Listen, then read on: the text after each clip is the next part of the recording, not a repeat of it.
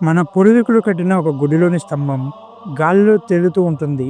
సైన్స్‌కి అంతుచిక్కని ఆ అద్భుతం వెనుక ఉన్న కథేమిటో తెలుసా? అనంతపురం జిల్లాలోని లేపాక్షి ఆలయం.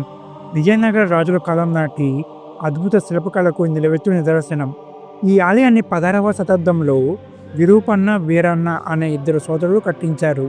ఇక్కడ ఉన్న 70 రాతి స్తంభాలలో ఒకటి నేలను తాకకుండా అంగుళం ఎత్తులో గాలిలో వేలాడుతూ ఉంటుంది. దీనినే ఆకాశ స్తంభం లేదా హ్యాంగింగ్ పిల్లర్ అంటారు. ఈ రహస్యాన్ని ఛేదించాలని ఒక బ్రిటిష్ ఇంజనీర్ దానిని కదిలించడానికి ప్రయత్నిస్తాడు. కానీ అతను ఆ స్తంభాన్ని కొద్దిగా కదిపిన వెంటనే ఆలయం పైకప్పు మొత్తం కదిలి మిగతా స్తంభాలు కూడా ఒరిగాయి. ఆలయం కూలిపోతుందేమోనని భయపడి అతను తన ప్రయత్నాన్ని విరమించుకున్నాడు.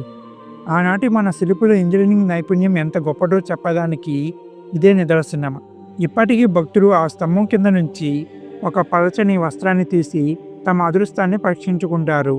ఇది కేవలం మన శిల్పుల చాతుర్యమా, లేక ఇందులో ఏదైనా దైవశక్తి దాగి ఉందా? మీరేమనుకుంటున్నారో కామెంట్ చేయండి.